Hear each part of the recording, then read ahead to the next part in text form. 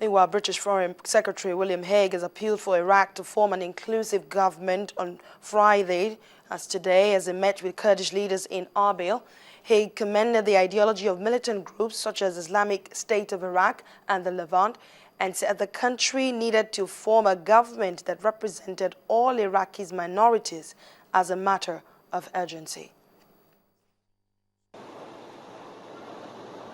British Foreign Secretary William Hague arrived in the Kurdistan region of Iraq on Friday for talks with Kurdish President Masoud Barzani. The meeting comes a day after Hague held talks with Iraqi Prime Minister Nour al-Maliki in Baghdad on Thursday.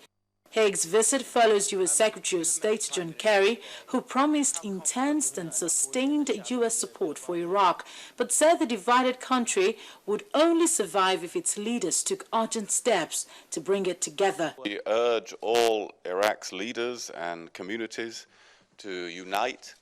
The Iraqi state faces an existential threat, and the growth and expansion of the area controlled by ISIS or ISIL, with huge implications for the future stability and freedom of this country and many other countries.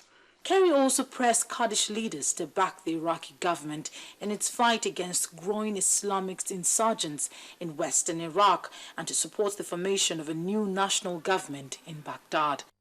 Hague has recently ruled out any military involvement in Iraq by Britain, but he said a British operational liaison and reconnaissance team arrived in Baghdad at the weekend and that Britain would provide humanitarian assistance if needed.